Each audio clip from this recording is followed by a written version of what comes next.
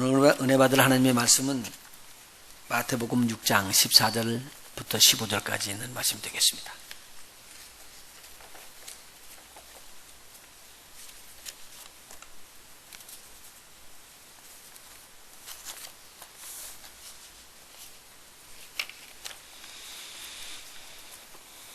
마태복음 6장 14절부터 15절까지 있는 말씀이 되겠습니다. 우리 같이 한 목소리로 봉독하도록 합니다. 너희가 사람의 과실을 용서하면 너희 천부께서도 너희 과실을 용서하시려니와 너희가 사람의 과실을 용서하지 아니하면 너희 아버지께서도 너희 과실을 용서하지 아니하시리라. 아멘. 마가복음 11장 25절. 마가복음 11장 25절입니다.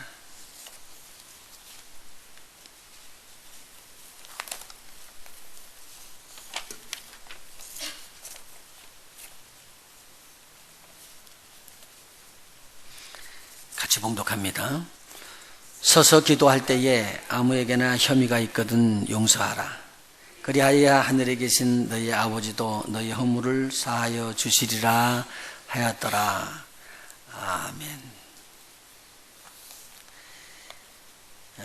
8월 한 달은 풍성한 은혜를 나눠주는 교회라는 표어를 걸고 지난주일로 시작해서 평안을 빌라라는 제목으로 말씀을 나누고 이 땅에서 주는 게 아니라 하나님께서로부터 받는 하나님의 풍성한 은혜를 우리가 나눠주는 것을 훈련합니다. 특별히 지난 주일에는 평안을 빌라라고 말했습니다. 이건 하나님의 영원한 생명인 예수 그리스도 영생이 저들에게 있지 아니하면 평안함이 없습니다. 그 영생은 잠시 머무는 곳에서 소망을 가져가고 그걸 거처로 삼게 되면 불안해합니다. 참 영생은 영원히 거하는 영원한 처소에 갈 때만 이것이 가능합니다. 그래서 우리가 영생을 얻는 자들에게 하나님의 평강이 오는 것에 대해서 지난주에 배웠는데 오늘은 지난주에 이어서 물질이라든가 이런 것이 아니고 나눠주는 것인데 용서를 베풀며 사는 우리 모두가 되어야 되겠다. 그래서 제목을 용서를 베풀라 그렇게 잡아봤습니다. 한번 우리 자신을 향해서 이 이야기를 쏟아놓아 봐요. 시작. 용서를 베풀라. 다른 사람은 쳐다보지 말고 그냥 눈으로 그 사람이라고 생각하고 용서를 베풀라. 저 사람 내가 용서해야 된다. 그렇게 한번 용서 베풀어 봐요. 시작. 용서를 베풀라. 우리 교인이 아니어도 좋아요. 바깥에 있는 사람들도 시작.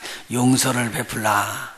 제가 이렇게 이야기했는데 여기서만 끝나지 말고 오늘 말씀을 듣고 여러분이 나가서 그 삶의 현장에서 용서를 베푸는 삶을 사시는 저와 여러분이 되시길 예수님으로 축원합니다. 그렇게 되면 복음입니다. 복음은 우리가 귀로 듣고 알고 지식으로만 끝이는 게 아닙니다. 복음은 내가 그 말씀을 듣고 삶에 옮길 때에 비로소 능력이 나타납니다. 이렇게 되시길 예수 이름으로 축원합니다. 옆에 분들한테 격려해 줍시다. 용서를 베풀며 삽시다. 악수하고 한번 해봐요.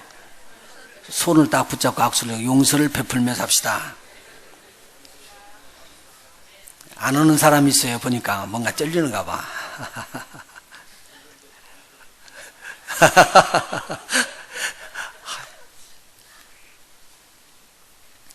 제가 먼저 용서라는 건 뭐냐면 나한테 혐의가 있어요. 저 사람이 잘못됐다는 말입니다. 허물이 있든지 뭔가 잘못된 게 있는데 그 잘못된 것이 나한테 딱 들어올 때 내가 이거 용서할까 아니면은 정죄할까 두 가지거든요. 그런데 용서하면 죄가 없다는 말이고 정죄하는 것은 죄를 짓는다는 말이에요. 제가 죄 있다라고 말하는 거예요. 그럼 오늘 하나님의 능력은요. 정죄하는 것이 아니라 용서하는 것입니다. 근데 이 용서가 쉽지 않거든요. 오늘 하나님의 말씀을 여러분 들으면서요. 하나님 나에게 용서할 수 있는 능력을 나에게 부어주시옵소서. 이것은요. 사람이 수양하고 노력하는 걸로 되는 게 아닙니다. 오직 뭘로만 되냐면요. 성령의 능력으로만 됩니다. 그래서 성령으로 능력으로 우리의 속사람을 강건하게 해주시고 이 기도가 오늘 여러분 심중에서부터 말씀을 들으면서 계속 일어나기를 바랍니다. 하나님이여 나에게 용서할 수 있는 능력을 부어주십소서. 우리 그리스도인들이 왜 힘이 없느냐? 용서할 수 없기 때문입니다. 용서만 하면 묶인 문제들이 풀어지고 감옥에 들어있는 자들이 살아나는 역사가 일어날 것입니다. 오늘 복된 시간 됐는데 먼저 용서를 말하면 죄를 이야기를 하거든요. 죄에 대해서 제가 설명을 해줍니다. 왜냐하면 죄를 잘 모르면은 우리가 나중에 기도할 때 혼돈을 일으킬 것 같아서 먼저 이야기합니다. 자, 죄가 중한 죄가 있고 경한 죄가 있고 그렇습니까? 어떤 분은 끄떡거리고 어떤 분은 아니라고 그러면 내가 종을 못 잡겠는데 그냥 한 번 더 해보세요. 머리로 한번 해보세요. 자, 끄떡끄떡 하든지 옆으로 돌리든지. 죄 중에 중한 죄가 있고 가벼운 죄가 있고 그렇다고 생각합니까? 이렇게 하는 사람도 있고 이렇게 하는 사람도 있고.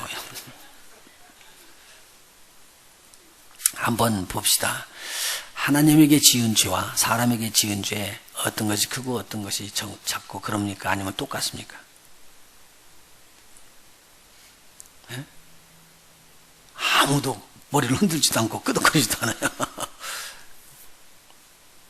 십계명을 여러분이 압니다. 십계명에서 첫 번째, 두 번째, 세 번째, 네 번째 계명은 하나님에 대한 계명이고요. 다섯 번째부터 열 번째까지 여섯 가지의 계명은 사람에게 행하는 죄를 다루고 있습니다. 하나님이 어떤 것을 더 무섭게 치려하시죠? 하나님에 대한 거예요. 내 앞에 우상을 두지 마라. 이거 막 하나님께서 참 싫어하시는 거예요. 내 앞에 다른 신을 섬기지 마라. 이건 법이 아니기 때문에. 이 세상에 있는 사람들의 눈으로 보는 죄는요, 우리가 다 드러나는 죄입니다. 그런데 하나님의 성령께서 이 땅에 임하셔서 믿는 자들에게 탁 지적해 주는 죄는 예수 그리스도를 믿지 아니하는 것이 죄다고 이야기를 합니다. 그런데 세상은 뭐라고 하냐면 예수 그리스도 믿지 않는 게 무슨 죄냐고 그렇게 이야기하거든요. 그런데 하나님은 뭐라고 말하냐면요, 이 세상에 있는 모든 죄를 예수님이 대신 짊어졌기 때문에 이 세상에는 예수님에게 모든 죄가 넘어가서 없다, 이렇게 이야기하는 거예요. 그러면 죄라는 게 뭐냐? 그 죄 넘어간 죄를 자기가 인정을 안 하는 거예요. 예수님이 내 죄를 짊어지고 돌아가셨다라고 인정하지 아니하는 불신, 이것이 죄다 그 말입니다. 이 죄는 멸망의 죄입니다. 그래서 지옥불로 그냥 들어가게 돼 있는 거예요. 지금 그러면은 불신의 죄와 여러분 간음이나 음행이나 도적질이나 살인이나 이런 죄하고 비교할 때 세상 사람들이 보는 눈으로는 어떤 것이 더 흉악한 죄예요? 살인이죠. 도둑질하고요, 간음하고요, 거짓말하고 이런 죄들이요 훨씬 더 크게 보입니다. 그래서 그건 절대 용서 못합니다. 그런데 하나님을 믿지 않았기 때문에 감옥 들어가고 대통령 자리에서 내려온 사람이 있어요? 없잖아요. 그런데 보세요, 다른 사람들한테 말하는데 저 대통령이 치딩한다, 쏘겠다, 그렇기 때문에 자리를 내려온 대통령이 있죠. 그거 별거 아니거든요, 실질적으로는요. 그런데 별거가 아니게 무슨 별거 아니에요. 목을 내놔야 되는데, 대통령이 직을 내려놔야 되는데. 세상이 보는 것과 하나님이 보는 관점이 다르다는 겁니다. 성령께서 오셔서 하는 말이 뭐냐면요, 성령은 누구에게 오셔요? 믿지 않는 자, 믿는 자. 믿는 자들에게 오는 거예요. 믿지 아니하는 자들은 이야기를 안 하는 겁니다. 지금요, 믿는 자에게 와갖고 뭐라고 하냐면요, 네가 예수 믿어서 구원 받았지 않냐, 그 말이죠. 맞습니까? 예수 믿어서 너는 구원 받았다. 그런데 이 사람이 예수를 안 믿는다고 그러는 거예요. 그러면 제일 급한 게 누굴까요? 하나님이요. 누구를 부인했기 때문에 자기 안에 주인으로 계시고 속죄하시는 구원주로 영접했던 그 주를 아니라고 배척하는 거예요. 아니라고 배척하는 거예요. 그러면 이 죄를 무슨 죄라고 그래요? 예수를 불신하는 죄요. 그런데 성령께서 임하시면 요한복음 16장에 나오죠. 죄에 대해서 책망하는데 세상을 책망한대요. 세상은 예수 그리스도가 믿지 아니한, 예수 그리스도를 믿지 아니하는 사람이 죄라고 이야기를 안 하지만 성령은 딱 임해버리면 이야기하는 거예요. 네가 예수 그리스도를 주라고 섬겼었는데 예수 그리스도를 배반하게 되면 너는 사망에서 다시는 살아나지 못하는 중죄를 짓는 것이다 라고 이야기를 하고 있죠. 요한복음 16장입니다. 자, 성경 한번 찾아보세요. 요한복음 16장 16절입니다.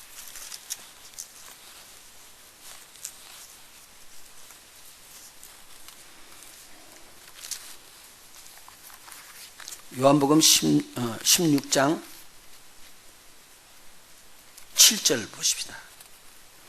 그러나 내가 너희에게 실상을 말하노니 내가 떠나가는 것이 너희에게 유익이라. 내가 떠나가지 아니하면 보혜사가 너희에게로 오시지 아니할 것이요 가면 내가 그를 너희에게로 보내리니. 보혜사 성령을 말하고 있습니다. 8절입니다. 같이 읽을까요? 시작. 그가 와서 죄에 대하여 의에 대하여 심판에 대하여 세상을 책망하시리라. 죄라는 건 뭐냐? 9절 시작. 죄에 대하여 함은 저희가 나를 믿지 아니하며. 세상을 책망했는데 세상은요 이렇게 말하지 않습니다. 그러니까 하나님의 성령이면 세상이 잘못됐다고 타격합니다. 세상에서 말하는 죄는 죄가 아니다. 자, 그러면 중죄는 뭐라고요? 불신의 죄. 예수님 불신하는 죄입니다. 이 죄가 무슨 죄보다 더 크다고요? 살인죄, 부모를 공경하지 않다는 불효의 죄, 간음죄, 거짓말한 죄, 도적질한 죄, 이 죄보다도 더 크다는 거예요. 그래서 이 내용을 풀어 설명했던 요한 사도가 요한일서 5장에 보면 이런 이야기를 합니다. 넘어가죠. 요한일서 5장 16절. 요한일서 5장 16절. 신약성경 393페이지입니다. 요한일서 5장 16절입니다. 같이 한번 읽어볼까요? 시작.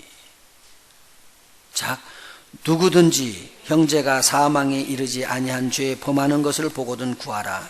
그러면 사망에 이르지 아니하는 범죄자들을 위하여 저에게 생명을 주시리라. 사망에 이르는 죄가 있으니 이에 대하여 나는 구하라 하지 않노라. 여기서 무슨 죄가 나왔죠? 사망에 이르는 죄와 사망에 이르지 아니하는 죄가 있습니다. 그런데요, 이 본문을 해석을 잘해야지 돼요. 앞에 보세요. 누구한테 주는 말이에요? 누구든지 형제가 사망에 이르지 아니한 죄를 범하거든이라고 말했습니다. 형제라는 것은 지금 믿는 자들을 말하죠. 그럼 믿는 자들이 죄를 짓는데 무슨 죄를 짓냐면 사망에 이르지 아니하는 죄를 짓는데요. 이 죄는 그들을 구원해내라. 이 죄를 짓는 자들 보면 그들을 구원해내라. 그러면 사망에 이르지 아니하는 범죄자들을 위하여 저에게 무엇을 주리라고요? 생명을 주시리라. 보세요. 우리가 생명을 얻었어요. 예수님을 통해서요. 그런데 내가 범죄를 해요. 그리고 범죄를 해결하지 않으면, 이 땅에 있는 범죄를 해결하지 않으면 하나님과 우리하고의 관계가 자꾸 틈이 돼요. 죄의 격이 돼요. 그래서 나중에는 무슨 일이 일어나느냐? 하나님까지도 부인할 수 있는 일이 있어요. 그래서 이 죄를 계속 용서하라는 거예요. 이걸 풀으라는 거예요. 그렇게 되면은 영원한 생명을 저들에게 하나님께서 공급해 주실 것이다. 그래서 기도하라는 말입니다. 그런데요, 예수를 믿었던 사람인데 예수님이 나의 주요, 예수님이 나의 생명이죠, 나의 모든 죄를 사해 주셨어요. 그렇게 했던 그분이 갑작스럽게 돌아서서 하는 말이 뭐냐면 예수는 나하고 상관이 없어요. 예수님이 나의 죄를 구원해 주셨어요. 예수는 그런 것 이렇게 무시하고 버려버렸어요. 이렇게 될 때는 그에게 뭐가 떠나는 거예요? 영생이 떠나는 거예요. 영생을 잃어버린 거예요. 바로 어디로 들어가는 거예요? 사망에 이르게 되는 거예요. 사망에 이르는 이 죄를 버려갖고 우리가 이야기를 했더니 사람이 먹어 들어가요? 안 먹어 들어가요? 받아지질 않아요. 목사님 그래도 받아야 될 텐데요. 예, 권면해보세요. 권면은 되는데 진짜로 내가 예수를 나의 주라고 영접한 다음에 내가 진짜로 가식이 없이 예수님을 나는 구주로 생각하지 않는다라고 결단을 딱 하면 그보다 더 큰 무서운 일이 없다는 거예요. 히브리서에 이거 기록이 계속 돼 있어요. 한번 보세요. 히브리서 6장입니다.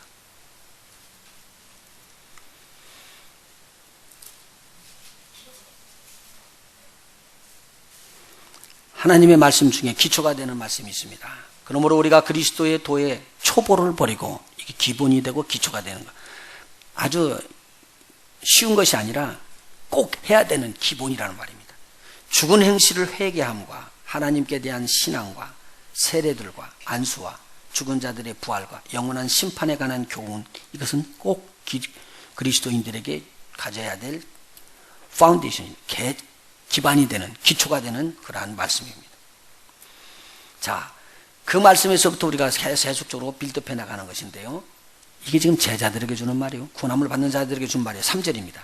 하나님께서 허락하시면 우리가 이것을 하리라 하고 난 다음에 4절 같이 읽어 나갈까요? 시작.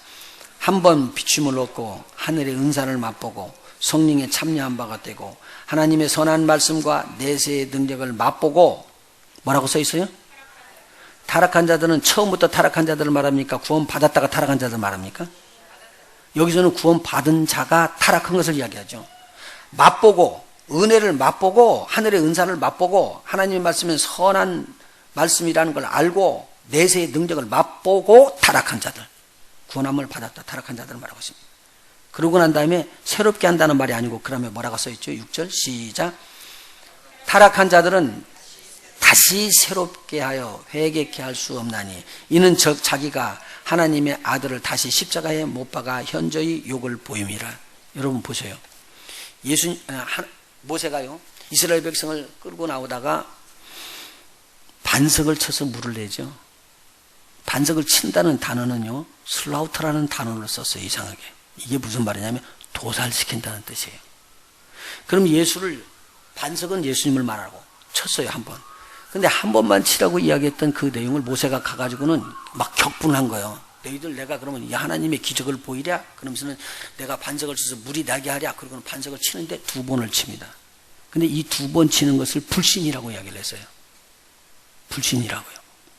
예수님이 2번 죽을 수 있어요? 없어요? 없어요. 한 번이에요. 한 번밖에 없는 예수님의 죽음을 2번 죽는다고 슬라우터를 했더니 이걸 인정을 안 하는 거예요. 하나님께서는요. 예수님은 한 번 죽어야 되지 2번 죽을 수는 없다는 거예요. 여기 이 말이야. 만일 내가 한 번 나의 죄를 위해서 예수님이 죽었다는 걸 고백하면 그것으로 끝이에요. 우리는 구원함을 받아요. 그런데 그 예수님이 내가 또 영혼에 아니요 예수님 부인하고요. 다음에 나중에 내가 또 믿을게요. 그러면 믿을 것 같다고 여러분 쉽게 이야기하지만 영의 세계요. 무서운 거예요. 이건요. 왜요? 저와 여러분이 알지 못하는 이 영의 세계에서 붙잡히면 이건 하나 빼나올 수가 없어요. 그래서 여기 이야기하는 거예요. 한 번 비춤을 받고 타락한 자들은 다시 새롭게가 아니라 다시 새롭게 회개할 수 있도록 되지 않다. 여러분 회개 내가 할 것 같으죠? 아니요. 회개를 주신 우리 하나님께 감사하십시오. 하나님이 하시는 겁니다. 죄는 우리 하나님께서 용서하시는 겁니다. 그런데 이제는 이 땅이 이 몸이 이제는 하나님의 뜻대로 좋은 일들을 하는 것으로 바꿔줘야 되는데 7절 읽으라고 합니다. 하나님의 아들을 다시 십자가에 못 박아서 현저히 욕을 보임이라 해놓고 7절 시작. 땅이 그 위에 자주 내리는 비를 흡수하여 밭가는 자들의 쓰기에 합당한 채소를 내면 하나님께 복을 받고 여러분의 몸이요 하나님께서 원하시는 대로 귀한 열매를 맺어서 나가면 복을 받고 그 말이에요. 예. 근데 8절이요. 만일 가시와 엉겅퀴를 내면 버림을 당하고 저주함에 가까워 그 마지막은 불사람이 되리라. 여러분 엉겅퀴하고 가시 이런 것은 어떻게 해서 났죠? 에덴 동산에서 하나님의 말씀을 잘 들었을 때 이게 낫나요? 아니요. 하나님의 말씀에 불순종하니까 땅이 뭐를 받아요? 저주를 받아. 그래서 어떻게 됐다고요? 열매를 못 맺어요. 무슨 열매를요? 귀한 열매, 복된 열매를 맺지 못하고 엉겅퀴를 만들어내고 가시를 만들어내요. 그래서 이 땅에서 이 가시 엉겅퀴 치우다가 수고하다가 죽어 땅으로 이 흙인 몸이 돌아갈 것이니라. 이것이 죄값을 치르는 거예요.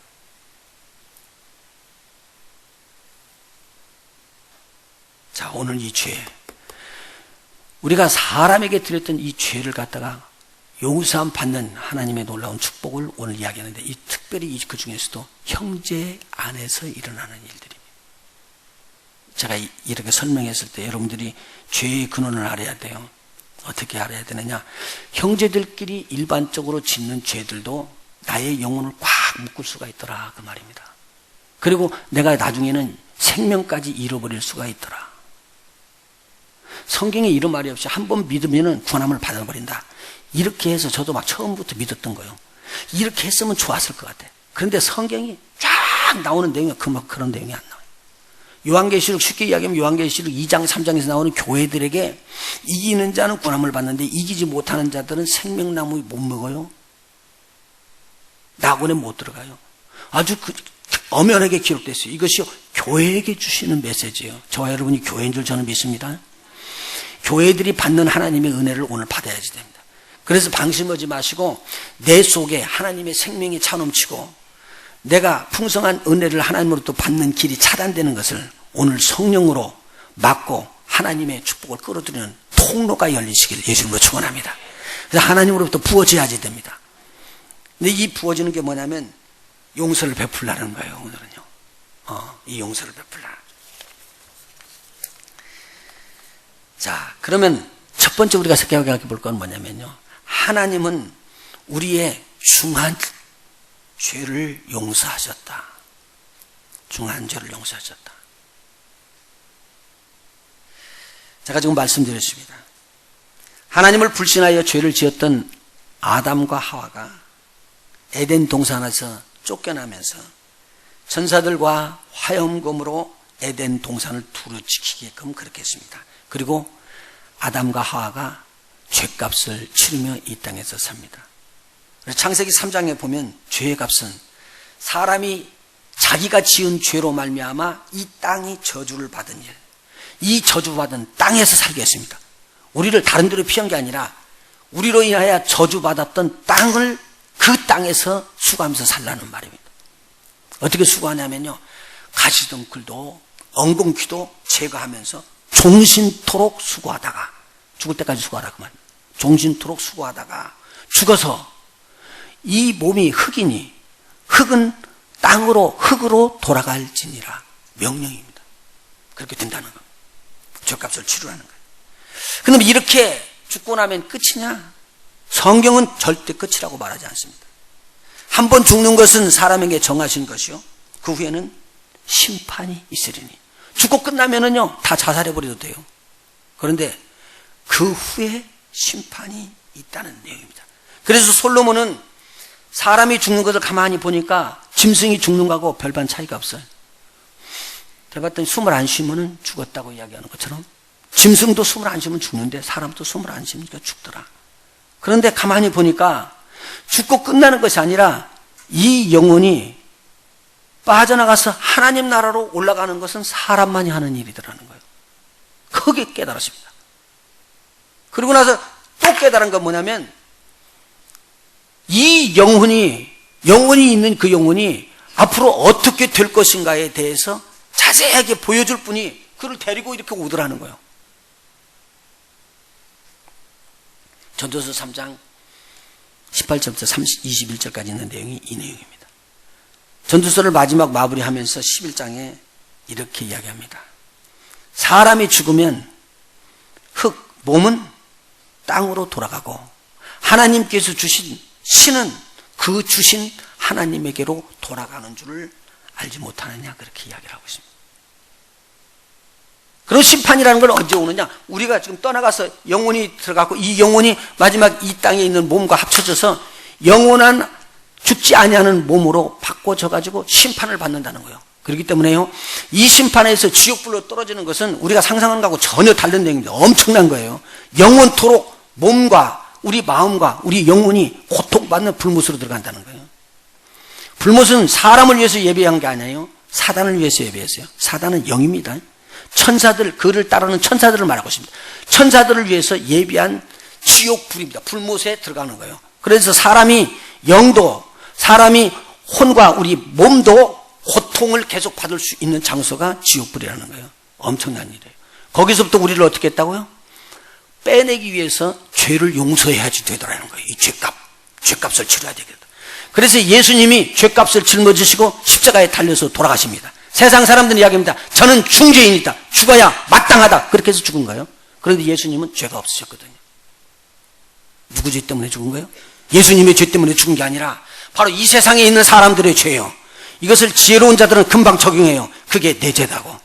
그렇게 하는 자들은 모두 하나도 빼놓지 않고 다 구원함을 받았니. 할렐루야.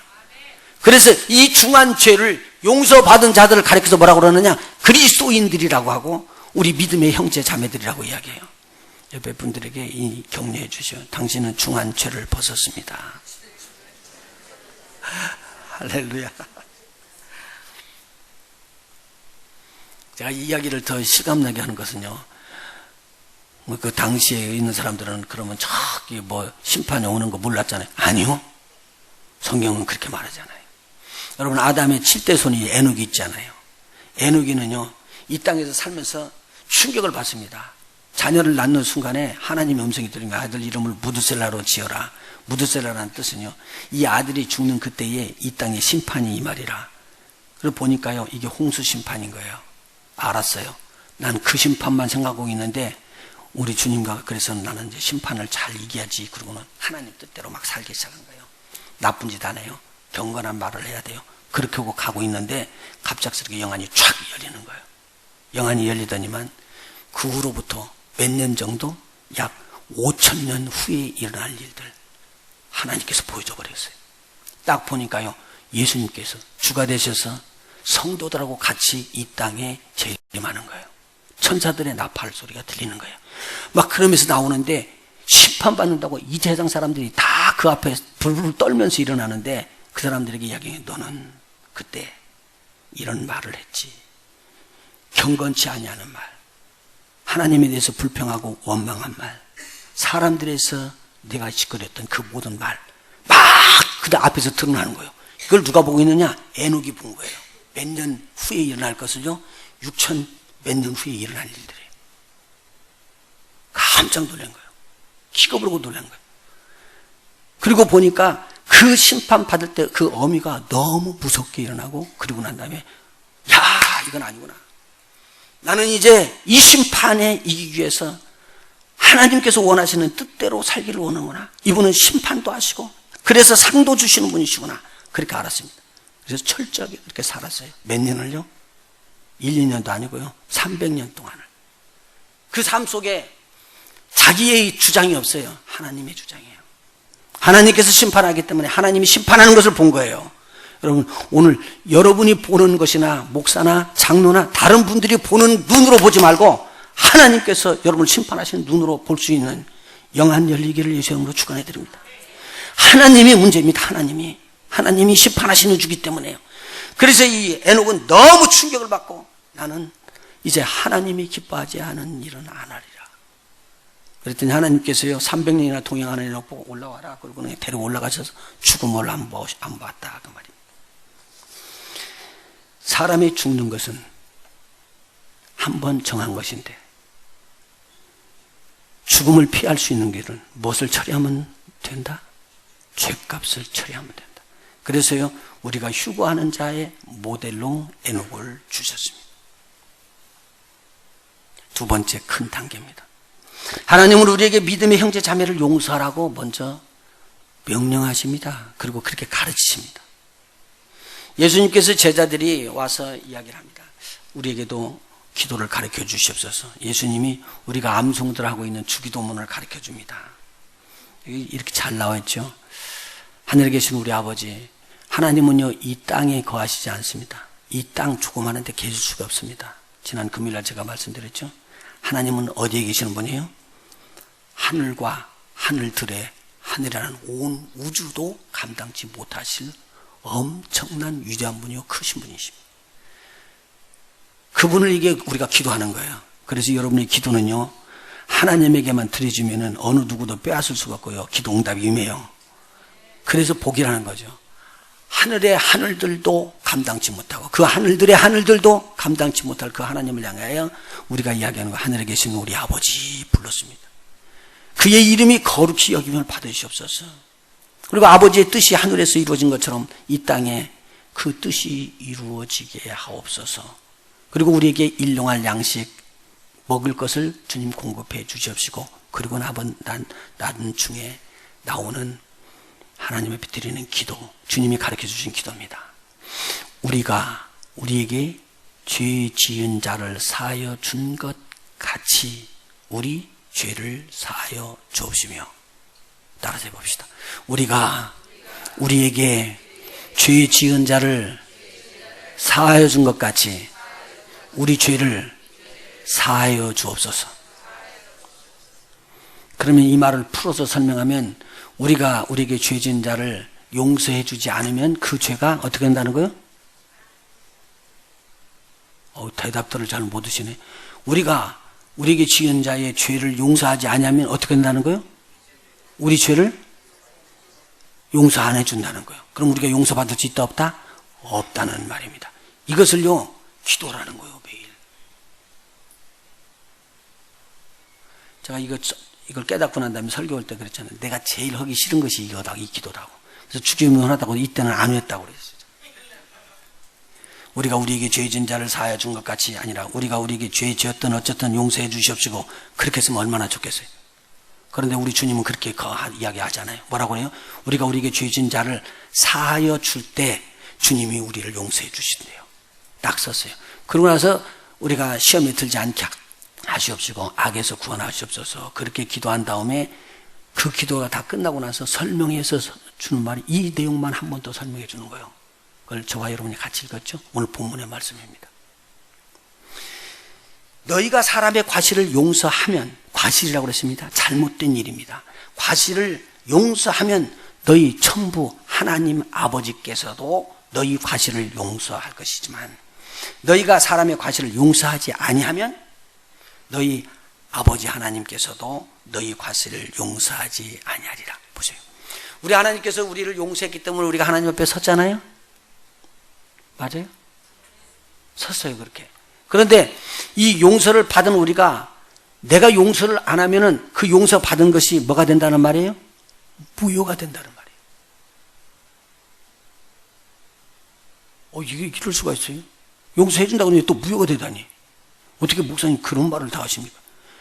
그래서 이 문제는요, 우리 그리스도인들이, 믿는 우리들이 지금 계속적으로 살아갈 때 이것을 삶 속에서 내가 완전히 그렇게 삶을 살아야지 됩니다. 그리고 이 삶을 내가 혼자만 갖고 있는 게 아니라 나누어 줘야지 됩니다. 다른 사람에게, 그래서 용서할 사람에게 용서를 베푸는 자가 돼야 됩니다. 그러기 전에는 주의 제자가 되기 어렵습니다. 그리고요, 진정한 그리스도인의 참 복음을 증거할 수가 없습니다. 총동원주의라서 막 여러분 전도하는데 여러분들이 저분은 주의 제자예요. 저렇게 사는라면 내가 믿겠어. 그렇게 할 수 있는 가장 첫 번째 길이 뭐냐면요, 믿음의 형제 자매들끼리 서로 사랑하는 거예요. 서로 용서하는 거예요. 이것이 없이는요 복음이 안 증거돼요.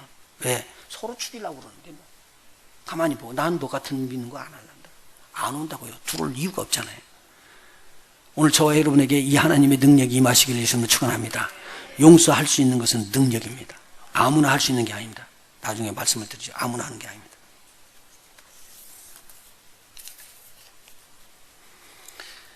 예수님께 베드로가 왔습니다. 그리고 예수님에게 묻습니다. 예수님, 형제가, 이 얘기가 되시죠? 형제가, 이 말은 무슨 말이에요? 믿는 자들이, 그 말이에요. 형제가 무슨 혐의가 있어서 나한테 와가지고는 하는 말이 뭐냐면 내가 너한테 죄를 범했다. 그렇게 이야기를 하는데 그렇게 몇 번 정도 용서해 주면 될까요? 7번쯤이면 됩니까? 그랬어요. 성경에 말하는 내용으로는요, 4번까지 용서하면 참 잘 용서한 거예요. 그래서 4번까지라는 것을 리미트를 두어서 율법처에는 기록이 되어 있어요. 그러니까 7번까지라고 말하는 것은 베드로가 보통 사람이 아닙니다, 지금. 내가 7번까지 하죠. 그렇게 이야기하는데 예수님이 이 말씀을 턱 받더니만 뭐라고 이야기하냐면, 7번이 아니라 70번씩 7번이라도 용서해라. 77은 49, 490번 용서라는 거예요. 그러면 내가 오늘 잘못해놓고 또 갔다 와갖고는 또 잘못했다고, 또 갔다 와서 잘못했다고 477은 49, 490번 그렇게 하려고 그러면 하루 종일 해야 돼요. 세보니까 그러더라고요. 한 3분 간격으로 죄를 진다고 그러시고. 하루 종일. 밤에도 와서 잘못했다고 그러고. 이 말은 무슨 말이냐? 끝없이 용서하라, 그 말이다. 근데 이 말을 쓸 때 어떤 비유를 이야기하냐면 이 세상의 비유가 아니라 하나님 나라의 비유더라는 거예요. 여러분이 하나님의 자녀돼서 복이 있기를 예수님으로 축원합니다. 그런데 이 하나님의 비유를 우리 주님이 해주셨던 거, 이건 한번 살펴봐야 되겠네요. 마태복음 18장입니다. 마태복음 18장 21절입니다. 마태복음 18장 21절.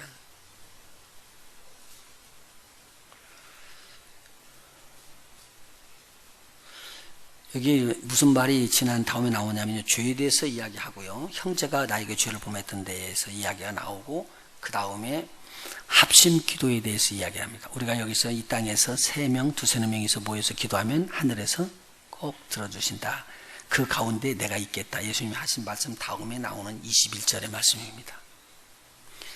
그때에 베드로가 나와 가로되 주여 형제가 내게 죄를 범하면 몇 번이나 용서하여 주리까? 7번까지 하오리까? 예수께서 가라사대 네게 이르노니 7번뿐 아니라 70번씩 7번이라도 할지니라. 그리고 이야기해 주는 내용입니다. 이러므로 천국은, 이 땅은요, 천국은요, 천국은 천국에 대한 비유입니다.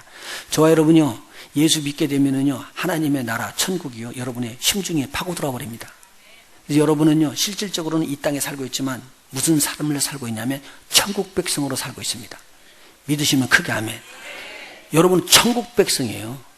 하나님의 백성이에요. 그렇기 때문에 천국에 대한 비유는요, 너희가 들으라 그 말이에요.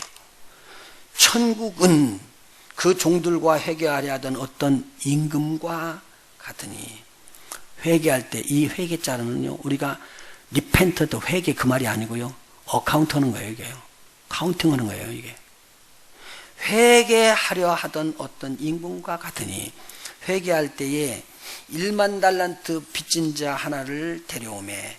몇 달란트요? 1만 달란트. 1만 달란트가 얼마나 되는가 한번 생각해 보면 여러분 정신이 돌아가요.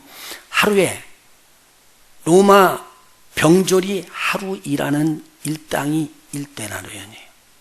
자유로운 자들이, 노예가 아니고 자유로운 자들이 자기 혼자서 그냥 자유롭게 품파는 일당이 1데나리온이에요. 그럼 1데나리온은 큰 거죠. 일당이니까. 지금으로 말하면, 그때 말하면은 여인숙, 요관에서 자는 비용이 12분의 1 데나리온이면은 하룻밤 숙박을 했대요. 그러니까 지금 100불 주면 숙박을 한다고 그러면은 약 돈이 얼마나 돼요? 지금 돈으로 말하면 1200달러 정도 된다. 이런 식으로 계산해 보면 좀 쉬울 거예요. 이 1데나리온이 1달란트에 들어가면 엄청난 숫자가 들어가는데, 10,000달란트까지 가면은요, 무려 6천만 데나리온이에요. 6천만 데나리온이요. 그러니까 내가 며칠치를 벌어야 돼요? 6천만 일을 해야지만 벌어지는 돈. 안 쓰고, 안 먹고. 가능해요? 불가능해요? 사람으로 볼 때는 혼자 개인으로는 불가능한 일이에요. 근데 이런 돈을 빚졌대요. 그래서 이 회개하는 임금 앞에서 섰는데, 임금이 너 돈 내놓으라고 그러니까, 그 돈이 없으니까 하는 말, 내가 갚을게요. 너 어떻게 갚을래? 그러니까 하는 말이 뭐냐면, 내가 노력해서 어떻게든 벌어서 갚을 테니 조금만 용서해 주세요. 너는 네 몸을 노예로 팔아도 안 되고, 그리고 너의 부인을 노예로 팔아도 안 돼. 그리고 너의 자녀들도 노예로 팔아도 부족해. 네 소유 다 팔아도 부족해.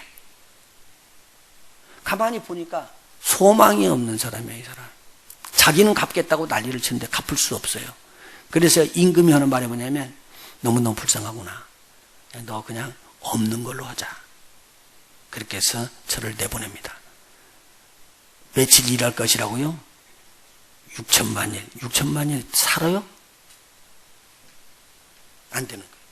이 말은 뭐냐? 불가능을 이야기하고 있어요. 불가능을 이야기해요. 쉽게 이야기하면요, 200데나리온이면은 5,000명의, 장정들만 5,000명의 사람들을 예수님이 먹였어요. 광야에서요. 그렇죠? 근데 200데나리온이 들었대요. 지금 1만 달란트라는 말은요, 그렇게 30만 번을 먹일 수가 있어요. 60만, 하루에 2끼씩 그렇게 먹인다고 치더라도 30만 인을 먹일 수가 있어요. 30만 번이나. 엄청난 숫자예요. 계산이 안 되는 숫자예요. 자, 그 이야기를 듣고요, 26절 읽어봅시다. 그 종이 엎드려 절하며 가로되 내게 참으소서 다 갚으리다 하거늘 그 종의 주인이, 임금님이 불쌍히 여겨 놓아 보내며 그 빚을 탕감하여 주었더니, 하나도 없이 다 탕감해 주었습니다. 그 내용은 32절에 기록됐습니다. 다 탕감해 주었습니다. 근데 그 종이, 28절, 그 종이 나가서 자기에게 100데나리온 빚진 동무, 동관 하나를 만나 붙들고 목을 잡고 가로되 빚을 갚으라 하며 그 동관이 엎드려 간구하여 가로되 나를 참아주소서 갚으리이다. 갚는다고 그랬어요? 안 갚는다고 그랬어요? 갚는다고 그랬어요. 그런데 이 사람이요, 이 말을 듣지 않아요. 30절 허락하지 아니하고 이에 가서 저가 빚을 갚도록 옥에 가두거늘. 어디다 가두었다고요? 옥에 가두었대요. 난 이거 이해가 안 돼. 옥에 가두면 이 사람이 돈을 벌어서 갚을 수 있어요, 없어요? 그럼 이 사람은 그럼 옥에 갇혀놨다는 말은 돈 안 받고 못 하겠다는 거요? 골탕 먹이고 애 먹이겠다는 소리밖에 안 되죠. 제 말 이해가 되나요? 이해가 되나요? 이것이 우리의 실생활에서 용서하는 것과 그렇게 밀접하게 관계가 돼 있다는 내용이에요. 한번 잘 보시봐요. 허락지 아니하고 이에 가서 저가 빚을 다 갚도록 옥에 가두거늘. 그 동관들이, 그러니까 동무들이요, 옆에서 가만히 보니까 이건 아니야. 그래서 동관들이 그것을 보고 심히 민망하여 주인에게 가서 이 일을 고하니 임금에게 고했다 그 말입니다. 이에 주인이 저를 불러다가 말하되 악한 종아, 네가 필기에 내가 네 빚을 전부 탕감하여 주었거늘. 누구의 빚이에요? 1만 달란트 빚진 그 빚을 다 갚아줬거늘. 33절 내가 너를 불쌍히 여김과 같이 너도 내 동물을 불쌍히 여김이 마땅치 아니하냐. 마땅하다 그 말입니다. 그렇게 해야 된다는 그 말이에요. 그리고는 34절 같이 읽어라 갑니다. 이 말은 귀중합니다. 시작. 주인이 노하여 그 빚을 다 갚도록 저를 옥졸들에게 붙이니라. 어떻게 해요? 임금이 이 종이 빚을 다 갚도록 저를 옥졸들에게 붙이니라. 그러면 이분이 빚을 갚을 수 있어요? 없어요? 없어요. 그러면 영원히 이 감옥에서 나올 수 없다는 말이죠. 이해가 되시겠습니까? 그러면 이 사람이 감옥에서 나올 수 있는 길은 오직 못하는 길이에요? 용서하는 길이에요. 지금 백다니엘은 빚진 자를 용서하지 아니하면 탕감이 회복이 안 돼요. 그러면 이 빚을 갚을 수 있어요? 없어요? 못 갚아요. 그래서 옥졸들에게 붙였기 때문에 이 사람도 어디로 들어갔다는 거예요? 옥에 갇힌 거예요. 자, 보세요. 이 사람이 용서를 받았으니까 백다니엘은 용서를 해버렸으면 옥에 들어갈 이유가 있어요? 없어요? 없어요. 백다니엘은 들어가 있는 사람도 옥에 들어갈 이유가 있어요? 없어요? 없어요. 다 용서받았으니까요. 이해가 되셨습니까? 그런데 백다니엘을 용서 못했더니 백다니엘은 빚진 자도 옥에 갇혀있고 자기도 옛날 빚 다시 임금이 생각나게 해서 옥졸에게 붙여가지고 감옥에 들어간 일이 있었어요. 그러면 둘 다 뭐 했다는 말이에요? 옥에 갇혔다는 말이에요. 묶였다는 말이에요. 갇혔다는 거예요. 자, 이것을 지금 무엇 할 때 비교해요? 용서하는 것에 대한 천국의 비유를 예수님이 할 때 해준 거예요. 자, 여러분의 삶에 적용해요. 제 삶에 적용해요. 우리 그리스도인들에게 적용해야 될 말이에요. 자, 보세요. 내가 만일 상대방을 용서를 안 하면 용서를 안 하는 순간에 저 상대방이 무엇에 묶이는 거예요? 감옥에 들어가요. 감옥에 들어가요. 그러면 그는 풀려날 수 있어요? 없어요? 없어요. 내가 꽉 붙잡고 있기 때문에. 그런데 그만 감옥에 들어가 있는 게 아니라 내가 용서를 안 했다고 내 원죄를 들려내요. 하나님께서요. 중한 죄짐을 받고 사함받고 났는데 네가 그 용서를 못한다면 너는 아니다. 그래서 그 빚을 갚으라고 그러는데 그 빚은 우리가 이 땅에서 우리의 노력으로는 절대 갚을 수가 없어요. 그러면 감옥에서 못 나온다는 말이에요. 아, 그 말이구나. 보세요. 더 무서운 것은요, 나만 감옥에 들어가 있는 게 아니라 내 내 자녀들, 내 가지고 있는 모든 소유에까지 영향력을 미치는 거예요. 이거 보통 문제가 아니네요. 예, 보통 문제가 아닙니다. 오직 용서하는 길 외에는 옥에서 풀려날 수 있는 길이 없습니다.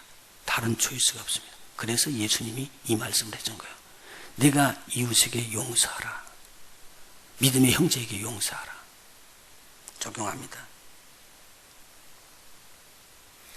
지금 여러분들이 제가 지금 드리는 말씀 수없이 드렸어요. 제가 말씀드릴 때 이건 굉장히 심각하게 하고 이건 꼭 들으라고 이야기해 주는데 오늘은 조금 더 심각하게 우리 한번 생각해 봅시다. 그리고 나중에 웃고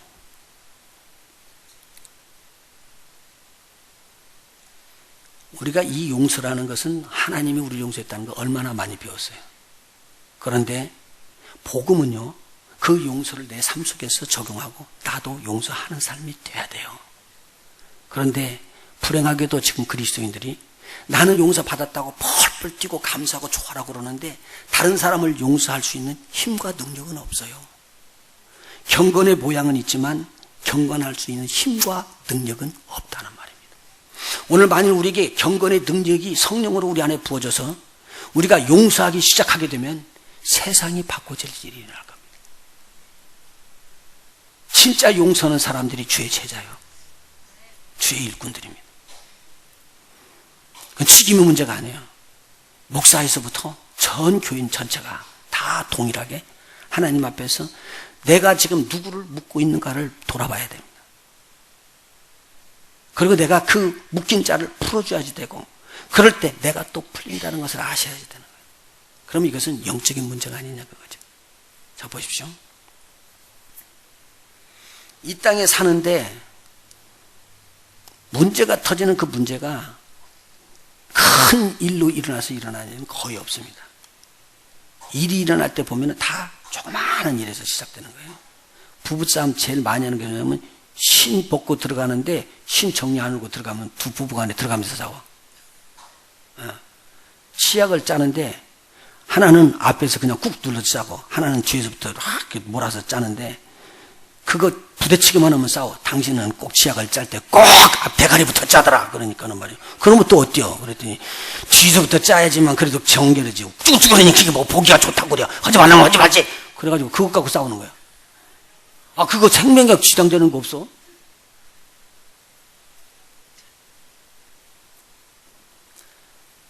서로들 옷 입는 것 갖고 이야기하지 머리 하는 것 갖고 그래야지. 그 사소한 문제들 가지고 그래요. 먹는 것 갖고도 그래요.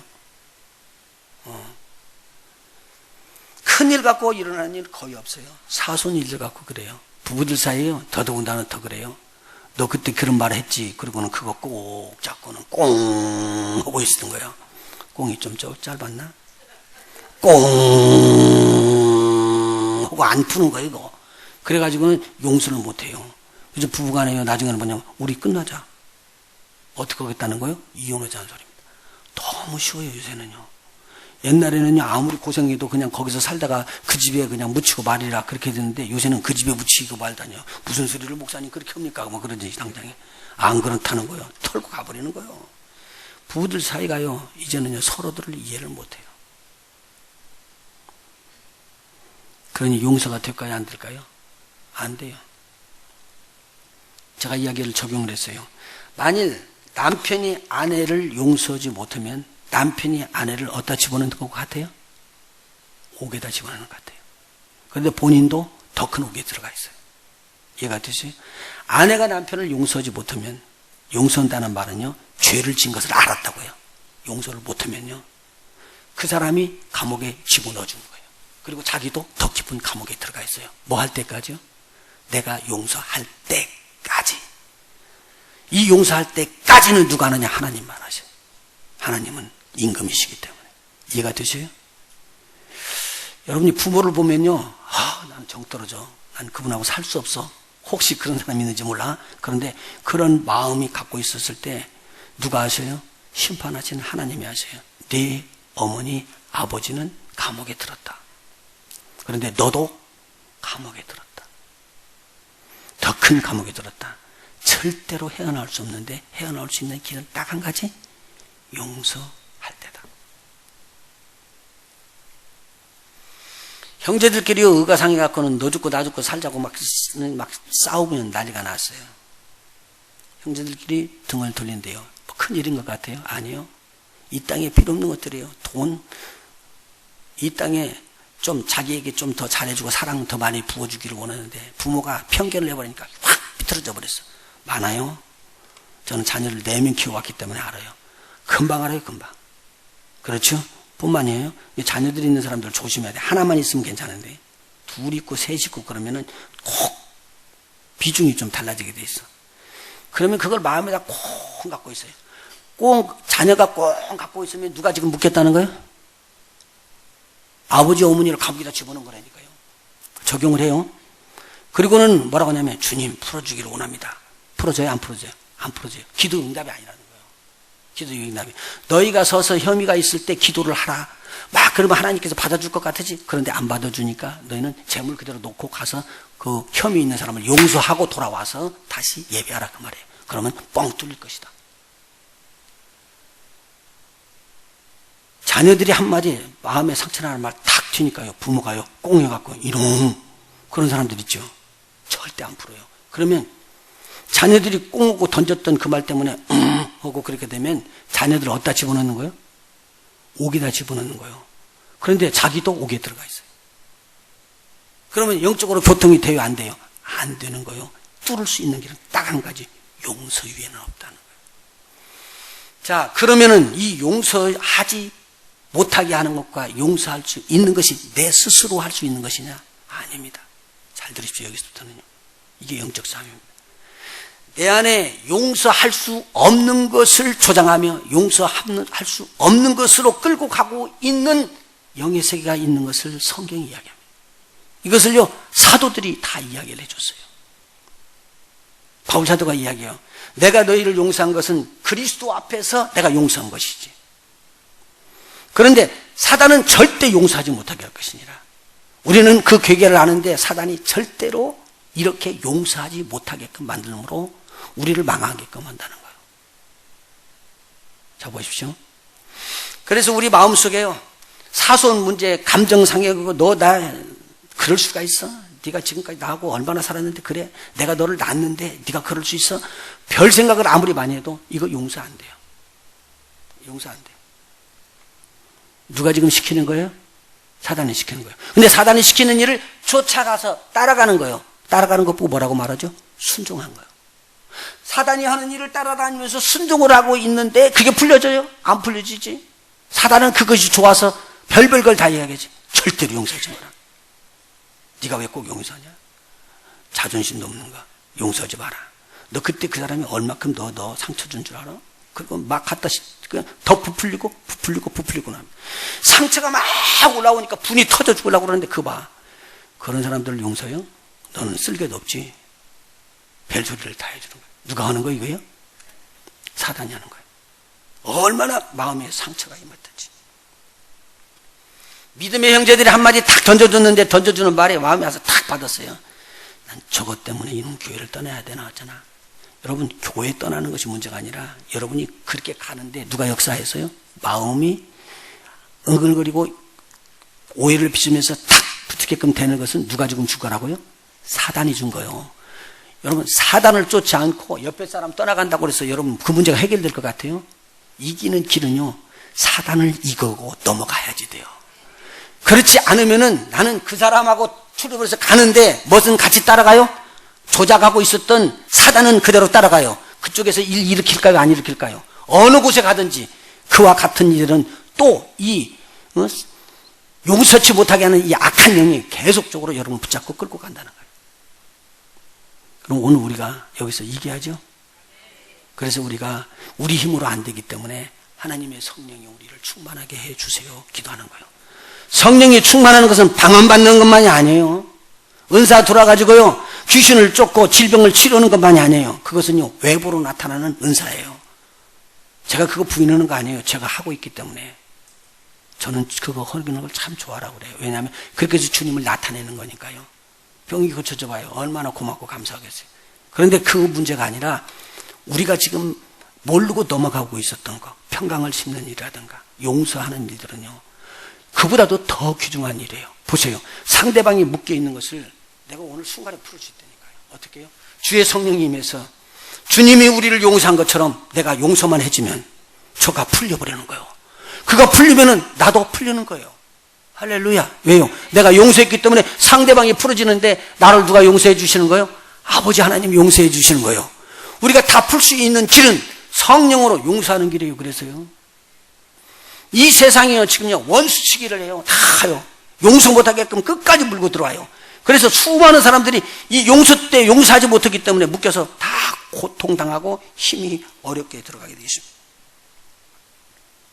그런데요, 사단은 우리를 용서를 하지 못하게 하고 정죄해서 죽이게 되면은 원한을 품고 죽게 됩니다. 그래서 그 죄를 자손들에게까지 던겨주면서 너 내 원수 갚아라. 대를 이으면서 원수 갚을 일들을 생각합니다. 그건 꼭 한국만이 아니고 전 세계에 있는 일들입니다. 왜냐하면요, 사단은 전 세계에 퍼져 있기 때문에 사단은 이걸 놓치지 않습니다. 그런데요, 우리 주 예수 그리스도께서 이 땅에서 착하고 선한 일을 하시면서 많은 사람들의 용서해 주시고 죄를 사해 주시고 그런 일들을 보여주시지 않습니까? 그런데 이 세상에 있는 사람들이 예수님이 죽을 죄를 졌다고 정죄를 해서 십자가에다가 못을 박았습니다. 죽을 죄인이라고 십자가에 못 박았습니다. 십자가에 못 박혀서 마지막 하나님 앞에 드리는 첫 번째 기도가요, 아버지요, 저들의 죄를 용서하여 주시옵소서. 주님은 죽으시면서 이 세상에 있는 모든 사람이 묶여있는 사슬을 풀었습니다. 이게 우리에게 준 용서입니다. 이 땅에 있는 모든 사람들의 묶여있는 사슬을 우리 주님은 푸시기를 원했습니다. 그렇게 풀어놓고 그리고 숨져서 돌아가셨습니다.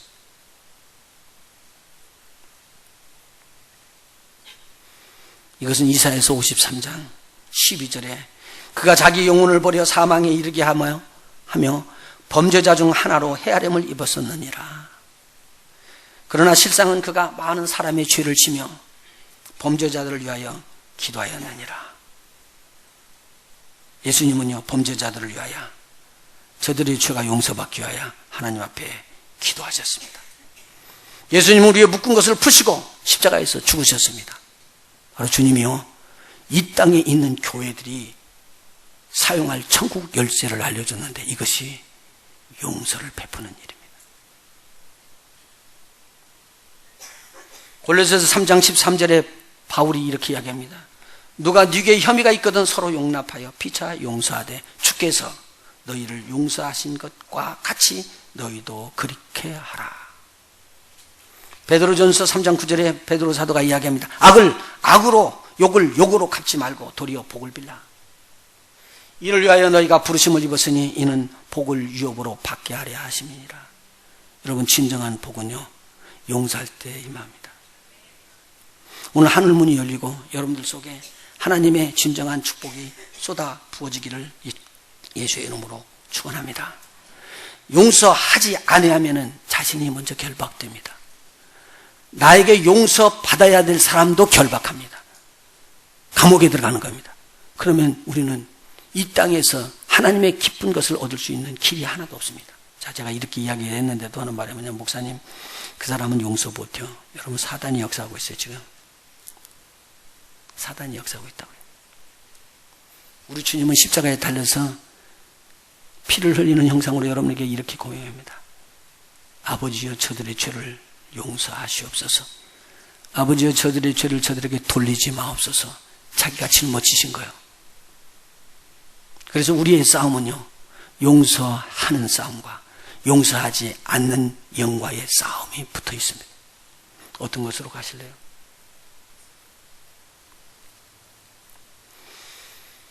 요한복음 20장 23절에 보면 예수님께서 제자들에게 나타나셔서 부활하신 다음에 이야기합니다. 너희에게 평강이 있을지어다. 그리고 저들에게 이야기하죠. 성령을 받으라. 그리고 난 다음에 하신 말씀입니다. 너희가 네 죄든지 사하면 사하여질 것이요 네 죄든지 그대로 두면 그대로 있을 것이니라.